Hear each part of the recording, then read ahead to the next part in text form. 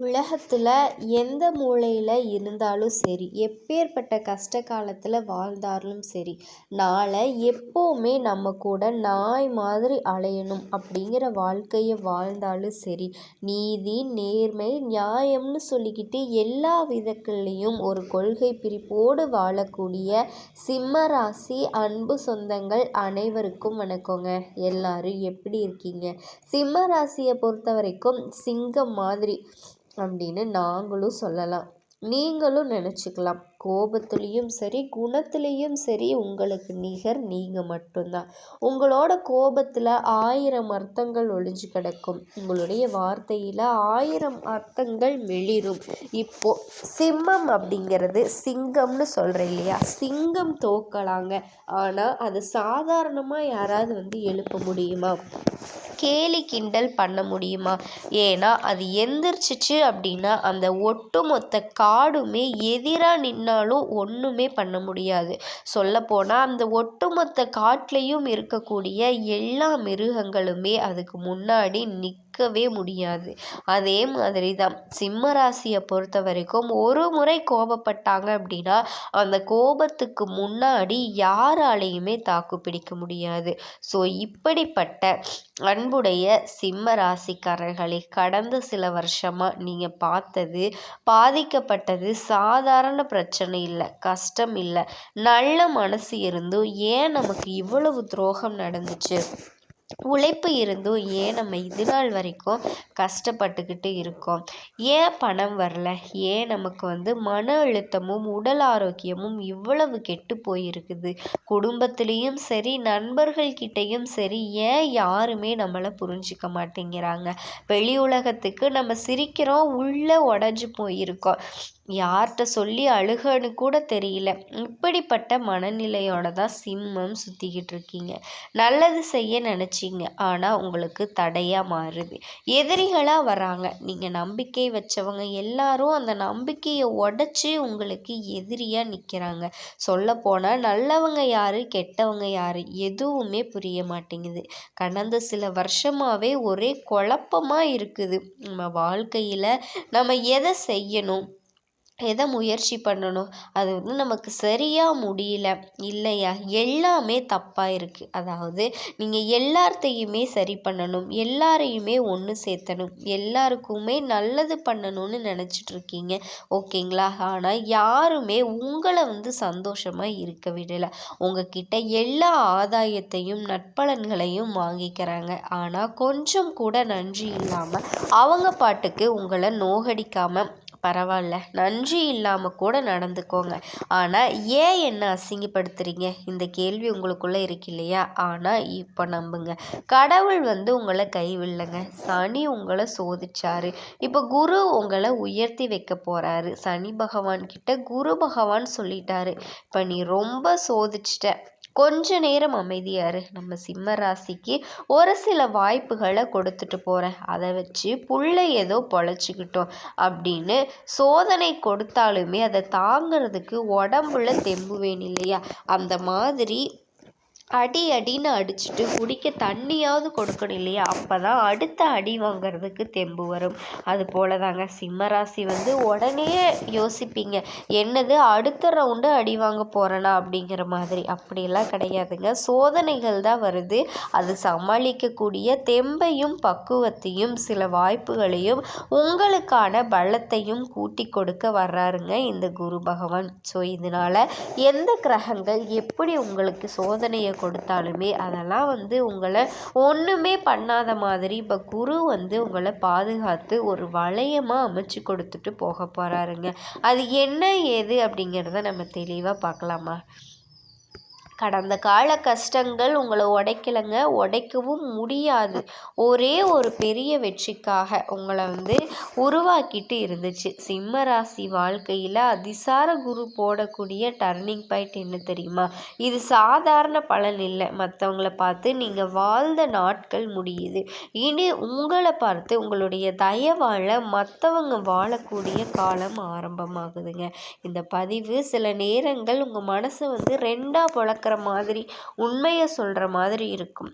சில நேரம் உங்களோட இதயமே வந்து ஜில்லுன்னு ஆகக்கூடிய அளவுக்கு உணர்ச்சியும் இருக்கும். சில நேரம் நெருப்பு பாயிற மாதிரி உங்களுடைய மனசில் வேதனையும் இருக்குங்க. கடைசியில் இனி வேற லெவல் அப்படிங்கிற உணர்ச்சியோட தான் இந்த பதிவு உங்களை வந்து சேருங்க. இது ஒரு ஜோதிடமாக நீங்கள் நினைக்காதீங்க. இதை வந்து சிம்ம ராசிக்கு சிங்கம் போல் நீங்கள் வாழ்கிறதுக்கு மறுபிறப்பை தரக்கூடிய வாய்ப்புன்னு நீங்கள் நினச்சிக்கோங்க. வாழ்க்கையில் நடக்க போகிறது தான் நான் சொல்ல போகிறேன், இல்லாததை ஒன்றும் சொல்ல போகிறது கிடையாதுங்க. இப்போது இந்த குருவோட அதிசாரம் உங்களுக்கு எந்த மாதிரியான பலன்களை கொடுக்குறாங்க நான் கணக்கிட்டு சொல்ல போகிறேங்க. கடந்த 2-3 வருஷமாக கஷ்டத்துக்கு ஜோதிட ரீதியாக காரணம் என்ன? யார் உங்களை துரத்தினாங்க? ஏன் உங்களுடைய நல்லது இவ்வளவு தாமதமாக ஆச்சு? குரு இப்போது அந்த கர்மத்தை எப்படி உடைக்க போகிறாரு?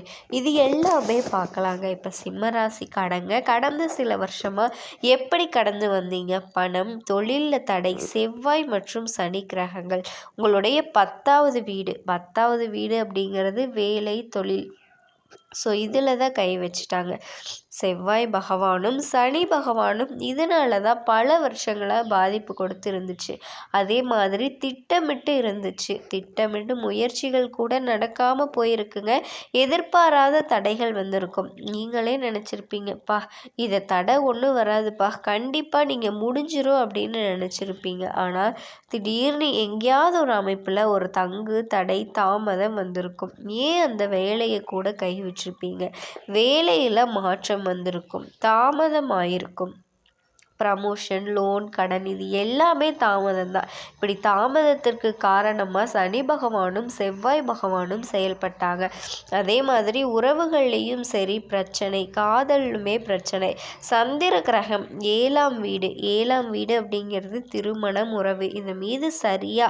அதனால் கடைசியாக போனால் கூட அப்படியே நம்பிக்கைக்கு சோதனை தான் வந்துருச்சு. நண்பர்கள் தோல்வி கொடுத்துட்டாங்க. சில உறவுகள் உங்களை வந்து பழி வாங்கிட்டாங்க. நீங்கள் நம்பினவங்க உங்கள் காலை இழுத்து விட்டுருப்பாங்க. இது உங்கள் மனசை வந்து செதைச்சி போட்டுருச்சு. அதே மாதிரி குடும்பம் மற்றும் ஆரோக்கியம். சூரியன் கடந்த காலம் உங்களுடைய 4ஆம் வீட்டில் இருந்தார். குடும்பம், வீடு, உடல் ஆரோக்கியம் இது எல்லாமே வந்து பாதிப்பை ஏற்படுத்துச்சு. வீட்டில் பரபரப்பு, மன அழுத்தம், சண்டை, சச்சரவு. நீ என்ன சொல்கிறது, அதை நான் என்ன கேட்குறது? நான் கேட்க மாட்டேன். நீ சொல்கிறத நான் கேட்க மாட்டேன். எந்த ஒரு நல்லதையும் நீங்களாக பிளான் பண்ணியிருக்க முடியாது. உடல் நலம் வந்து பயங்கரமாக பாதிக்கப்பட்டிருக்கும். தூக்கம் வரல, தூக்கம் வராமல் போயிருக்கும். இதே மாதிரி மன அழுத்தம், நம்பிக்கை இல்லாமல் ஒரு மாதிரி மென்டல் ஸ்ட்ரெஸ், பைத்தியம் மாதிரி சுற்றிக்கிட்டு இருந்திருப்பீங்க. மனசோர்வு, எதிரிகளோட சதி, பொறாமை உங்கள் வாழ்க்கையே வந்து பார்த்திங்கன்னா உடச்சி போட்டிருக்கும். இதனால் சிலருக்கு வந்து பயம் வந்திருக்கும், சந்தேகம் வந்திருக்கும். அதனால் இனி எதுவுமே முடியாது போல், இனி நமக்கு எல்லாமே கெட்டது நடக்கும் அப்படிங்கிற மாதிரி மனசு வந்து பாடாப்பட்டிருக்கும். ஆனால் இனி குரு என்ன சொல்கிறாரு தெரியுமா? தம்பி இது நாள் வரைக்கும் நீ கஷ்டப்பட்ட கஷ்டம் எல்லாமே டெம்ப்ரரி தான், இது வந்து நிரந்தரம் கிடையாது. நீ ரெடியாரு, நான் உனக்கு நிரந்தரமான வெற்றியை கொடுக்குறேன் அப்படிங்கிறாரு. அதிசார குரு உங்ககிட்ட வந்து சொல்கிறாரு, நீங்களே கடந்து வந்த கஷ்டங்கள் உங்களுக்கு உயர்வு கொடுக்குது. உங்களுடைய உயர்வுக்கான அடித்தளம் அந்தந்த கஷ்டங்கள் தான் அப்படின்னு சொல்கிறாரு. இதோட கஷ்டத்தையும் கண்ணீரையும் கடந்து வந்த பாதைகள் இருக்கு இல்லையா, அந்த பாதைகள் எல்லாமே நீ வந்து திரும்பிப்பாரு. உன்னை வந்து வெளிச்சமாக உயர்வுக்கு கொண்டு போகும். இனி உங்களை சுற்றி என்ன நடந்தாலுமே அதை ஈஸியாக நீங்கள் கண்டுபிடிச்சிருவீங்க. யார் நல்லவங்க, யார் கெட்டவங்க, நீங்கள் யாருக்கு செய்யணும், எது நீங்கள் செய்யக்கூடாது அட் அ டைமில் கண்டுபிடிக்கக்கூடிய அளவுக்கு குரு வந்து உங்களோட இருக்கார். இது என்ன தருது? குரு பகவான் உங்களுக்கு என்ன கொடுக்க போகிறாரு? மன அமைதியை கொடுக்க போகிறாரு, நம்பிக்கையை அதிகப்படுத்துகிறாரு, எதிரிகள் கிட்ட எதிர்பாராத முறையில் உங்களுக்கு வெற்றியை கொடுக்குறாரு. உங்களுடைய வாழ்க்கை தரம், வியாபாரம், தொழில் எல்லாமே சிறப்பான வளர்ச்சியை பார்க்க போகுது. அதே மாதிரி காதல், திருமணம், குடும்ப உறவுகள் எல்லாத்துலேயுமே முன்னேற்றம். கடந்த கால கர்மங்கள் மூலம் நீங்கள் சோதிக்கப்பட்டீங்க. குரு ஒரு விஷயத்த சொல்கிறாரு, ஆன்மீக ரீதியாக சோதனைகள் எல்லாமே நான் உடைச்சிட்டேன் தம்பி, இனி உனக்கு புதிய வாய்ப்புகள் திறக்கும். சிம்ம ராசிக்காரர்களே நம்பிக்கையாக வச்சுக்கோங்க. ப்ளஸ் ஆற்றல் ப்ளஸ் முன்னேற்றம் இது எல்லாமே உங்கள் வாழ்க்கைக்கு கொடுக்க போகிறேன் அப்படின்னு குரு பகவான் எழுதி கொடுத்துட்டாரு. வாழ்க்கையில் மாற்றத்தை கையாள ரெடியாக இருங்க. இதோட சிம்ம ராசியில் இருக்கக்கூடிய ஒவ்வொரு துறை சார்ந்தவங்களும் ஆண்கள் பெண்கள் இருப்பீங்க இல்லையா, உங்களுக்கான தனித்தனியான பலன்களை இந்த குரு பகவான் தரக்கூடிய வாய்ப்புகள் நிறைய இருக்குங்க. காலபுருஷ சக்கரத்தில் 5வது ராசியாக வலம் வரக்கூடிய சிம்ம ராசி அன்பு சொந்தங்கள் அனைவருக்கும் வணக்கங்க. ஒட்டுமொத்த காட்டையே கட்டியாலும் சிங்கத்திற்கு நிகரான தன்னம்பிக்கை, பெருமை, தலைமை, தைரியம் இது எல்லாத்தையுமே அடையாளமாக கொண்ட சிம்ம ராசிக்கு வணக்கங்க. சிம்மம் அப்படின்னாவே நிறைய பேருக்கு தெரிஞ்சிருக்கும் எல்லாருக்கும் எதிரிங்க அப்படின்னு. ஏன்னா இவங்க மற்றவங்களுக்கு எதிரிகள் கிடையாதுங்க. ஆனால் மற்றவங்க இவங்க எதிரியாக மட்டும்தான் பார்ப்பாங்க. என்னன்னா எல்லாத்துலேயுமே சொந்த காலில் நிற்கிறாங்க, சுயமரியாதையோடு வாழ்கிறாங்க. தன்மானத்துக்கு ஒரு இழப்பு வருது அப்படின்னா தலையே போனாலும் அட போங்கடா அப்படின்னு இருப்பாங்க. இப்படி இருக்கிறதுனாலேயே யாருக்குமே சிம்மத்தை பிடிக்காது. ஆனால் இவங்களுடைய திமிர், கோபத்தையும் பார்த்து பொறாமையும் இருக்கும். ஒரு இடத்துல திமிர் இருக்குது, கோபம் இருக்குது அப்படின்னா அந்த இடத்துல உண்மை இருக்கும் இல்லையா, உழைப்பு இருக்கும் இல்லையா. சொந்த காலில் நிற்கிறதுனால தான் யார்கிட்டையுமே தலை வணங்க வேண்டிய அவசியம் இல்லாமல் இருக்காங்க. ஸோ கடினமான உழைப்பிற்கு சொந்தக்காரங்க. அப்படின்னா சிம்ம ராசியை பொறுத்த வரைக்கும் யாருக்குமே தலை வணங்காத அளவுக்கு ரொம்ப சிறப்பாக வாழ்கிறாங்க போல் அப்படின்னு கேட்டிங்கன்னா, சிறப்பாக வாழ்கிறாங்கன்னு சொல்ல முடியாதுங்க. ஆனால் தலை வணங்காமல் கஷ்டத்தோடையும் கடினத்தோடையும் கண்ணீரோடையும் வாழ்ந்துட்டுருக்காங்க. அந்த கஷ்டத்தையும் கண்ணீரையும் வெளியே தெரியாமல் தான் வச்சுருக்காங்க. ஸோ இந்த நேரத்தில் இப்போ உங்களுக்கு என்ன விஷயங்கள் நடக்க போகுதுங்க, இதெல்லாமே உங்களுக்கு கண்டிப்பாக நல்லது மட்டும்தான் நடக்கிறதுக்கு போட்டிருக்கியாமா அப்படின்னு கேட்டிங்கன்னா ஆமாங்க. என்ன நடக்கும்? இப்போ ஒரு சிலருக்கு யோசனை வரும், அட போமா இன்னும் பெருசாக கஷ்டம் வரப்போகுதா, ஆல்ரெடி சாகுற வரைக்கும் நாங்கள் போயிட்டு வந்துட்டோம் அப்படின்னு பேசுவீங்க. உண்மைதாங்க, நான் மறுக்க மாட்டேன்.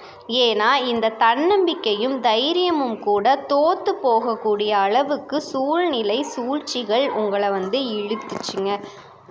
ஆனால் இப்போது உங்களுக்கு தெய்வீக யோகம் கிடச்சிருக்கு. என்ன யோகம் அது? அதுதான் கஜகேசரி யோகம்ங்க. கஜம்னா என்ன? யானை. கேசரினா சிங்கம்ங்க. யானை போல வலிமை, ஆட்சி, செல்வம் இது குரு பொறுப்பேற்கிறாருங்க. இந்த குரு அப்படிங்கிறவர் அறிவிற்கும் ஞானத்திற்கும் தெய்வ அனுக்கிரகத்திற்கும் பொறுப்பாளி. இப்போது ஆல்ரெடி கடகராசியில் குடிக்கொண்டிருக்கக்கூடிய குரு பகவான் கூட தன்னோட சொந்த ராசிக்கு வந்திருக்கக்கூடிய சந்திரனும் சேர்றதுனால அந்த இடத்துல இந்த கஜகேசரி யோகம் உருவாகி இருக்குதுங்க. இந்த 2 கிரகங்களினுடைய சக்திகளும் சேரும்போது உருவாகி இருக்கக்கூடிய இந்த யோகம் அப்படிங்கிறது எல்லோருடைய வாழ்க்கையிலையும் தாக்கத்தை ஏற்படுத்தும். குறிப்பாக இந்த சிம்மத்தோட வாழ்க்கையில் பேரு, புகழ், பணம், மதிப்பு, மன அமைதி, ஆன்மீக வளர்ச்சி எல்லாத்தையும் தரக்கூடிய இடமா இருக்குங்க. இப்போ ஜாதக கட்டத்தை ஒருத்து பார்க்குறப்ப கடகம் அப்படிங்கிறது சிம்ம ராசிக்கு 12ஆம் வீடுங்க. ஓகேங்களா? ஸோ 12ஆம் பாவத்தோட அனைத்து நன்மைகளுமே உங்களுக்கு சிறப்பாக வேலை செய்யுங்க. இதில் சிம்ம ராசிக்கு இந்த 12ஆம் பாவம் அப்படிங்கிறது என்ன? ஆன்மீகம், வெளிநாடு, மன அமைதி, ரகசிய ஆதாயங்கள். ஸோ சந்திரன் கடகத்தில் நுழையும் போது குருவோடு சேர்ந்து கஜகேசரி யோகம் உருவாகுதுங்க. இந்த யோகம் சிம்ம ராசிக்காரர்களுக்கு மறைமுக நன்மைகளையும் வெளிநாட்டு வாய்ப்புகளையும் தெய்வ அனுபவங்களையும் உளவியல் ரீதியாக நிம்மதியையும் இதெல்லாமே சும்மா சாம்பிளுங்க. சகல விதங்கள்லையுமே நன்மைகளை அடைய போகிறீங்க. குறிப்பாக மனமாற்றம் வருதுங்க. இந்த காலகட்டத்தில் உங்கள் மனசு ஒரு அமைதியான பாதையை நோக்கி செல்லும். இது வரைக்கும் அப்படி இல்லை. எப்போ பார்த்தாலும் ஒரு பயத்தோடையும் பதட்டத்தோடையும் குழப்பத்தோடையும் ஒரு மாதிரி ஆறாவாரமாக கோபத்தாபங்களோடு இருக்கிற மாதிரி இருந்துச்சு. எந்த யோசனையும் வேலை செய்யலை.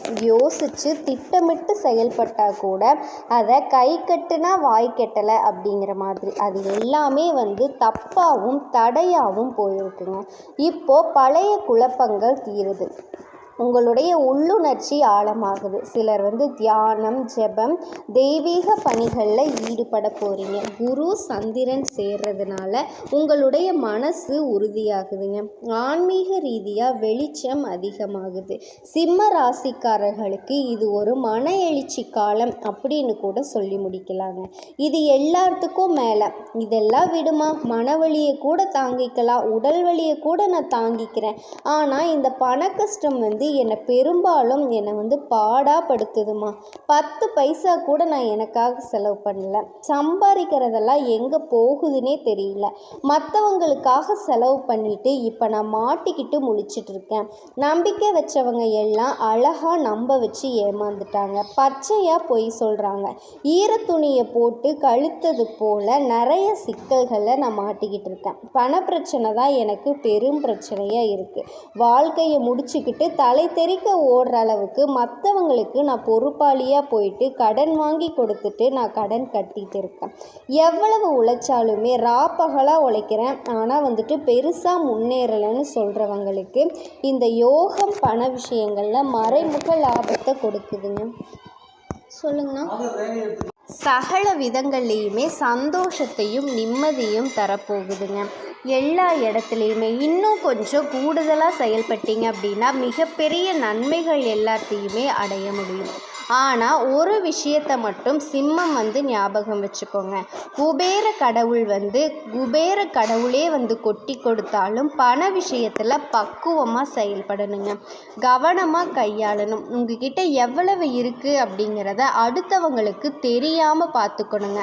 அதுதான் மற்றவங்களோட நோக்கமே. நோகாமல் நோன்பு கும்பிடுறதுக்கு உங்களை அழகாக பயன்படுத்திக்கிறாங்க. உங்கள் பணம் ஏன் பணம் அப்படின்னு சொல்லி நிறைய இடத்துல எடுத்துகிட்டு ஓடிடுறாங்க, புரியுதுங்களா? ஸோ அதனால பல ரூபாய் இருக்கா, 10 பைசா கூட இல்லையான்னு பச்சையாக பொய் சொன்னால் கூட கடவுள் ஏற்றுக்குங்க.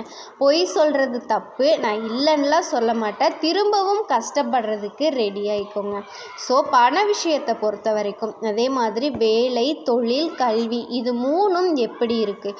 இந்த யோகத்தால் வேலை பார்த்துக்கிட்டு இருக்கீங்க அப்படின்னா சிம்ம ராசிக்காரர்களுக்கு வெளிநாட்டில் வேலை வாய்ப்பு இருக்குங்க, முயற்சி பண்ணுங்க, வெளிநாட்டுக்கு போயிடலாம். அதே மாதிரி அரசு அலுவலகத்தில் இருக்கீங்க, அரசாங்க அதிகாரியாக இருக்கீங்க அப்படின்னா புதிய பதவி உயர்வு சாத்தியம்ங்க. மேலதிகாரிகள் குடைச்சல் கொடுத்துக்கிட்டு இருந்த மேலதிகாரிகள் எல்லாம் வேறு இடத்துக்கு இடம் மாறி போவாங்க, இல்லைன்னா உங்களுக்கு அடங்கி போவாங்க. நீங்கள் சொல்கிறத கேட்டு நடந்துக்குவாங்க, உங்களுடைய ஆலோசனை எல்லாருமே ஏற்றுக்குவாங்க. அதே மாதிரி தனியார் நிறுவனத்தில் நீங்கள் வேலை பார்க்குறீங்க அப்படின்னா இந்த 40 நாட்களில் கட்டுமானம், கல்வி, மருத்துவம், ஆன்லைன் சேவை, கலாச்சாரத்துறை இந்த மாதிரி துறைகளில் இருக்கவங்களுக்கு லாபம் பல மடங்கு அதிகமாக போகுதுங்க. உங்களுக்கு வேலையாக இருக்கட்டும், தொழிலாக இருக்கட்டும், நீங்கள் படிக்கக்கூடிய மாணவர்களாக இருங்க, வெளிநாட்டில் வேலை பாருங்கள், எந்த துறைகளாக வேணால் இருங்க, டாக்டரோ, வக்கீலோ, கலெக்டரோ இல்லை போலீஸோ யாராக வேணால் இருங்க, உங்களுக்கு உங்களுடைய வாழ்வாதாரத்திற்கு தகுந்த மாதிரி சிறப்பான நேரம்ங்க இது. நல்ல நேரம் அப்படின்னு எதிர்பார்த்தீங்க இல்லையா, அந்த நல்ல நேரம் இதுதாங்க. அதே மாதிரி காதல் மற்றும் குடும்பம், காதல் வாழ்க்கையில் அமைதி வருதுங்க. பிரிஞ்சு போன காதலில் கூட ஒன்று சேருவீங்க, பிரிஞ்சு போன தம்பதிகள் கூட ஒன்று சேர்றதுக்கு வாய்ப்பு இருக்குது. கோர்ட்டு கேஸ் எல்லாம் அலைஞ்சிட்டோம், இல்லை டிவோர்ஸ் எல்லாம் வாங்கியாச்சு, திரும்பவும் கூட சந்திக்கக்கூடிய வாய்ப்பு இருந்தால் திரும்பவும் ஒன்று சேர்றதுக்கு வாய்ப்பு இருக்குங்க. அதே மாதிரி திருமணத்திற்காக காத்துக்கிட்டு இருக்கீங்க அப்படின்னா சுப செய்திகள் உங்களை சேரும். விருப்பத்திற்கு தகுந்தது போல் உங்கள் வாழ்க்கை துணை நல்ல வரன் அமையுங்க. மறுமணத்திற்கு வரன் பார்த்துக்கிட்டு இருந்தால் கூட சரிங்க, வாய்ப்பு இருக்குது. இதோட தாயாரோட பாசம் அதிகமாகுது, தாயாருடைய ஆசீர்வாதம் மிக முக்கியங்க. கடகம் அப்படின்னாவே சில இடங்களில் சொல்லியிருக்கோம் தாய் பாசம். ஸோ அந்த இடம் உங்களுக்கு வேலை செய்யுதுங்க. அடங்கி போவோமா, எங்கள் அம்மாவுக்கு தான் ஆகாது, அந்த மாதிரி நிறைய விஷயங்களில் நீங்கள் ஏற்றுக்கிட்டு போகிற மாதிரி இருக்கும்.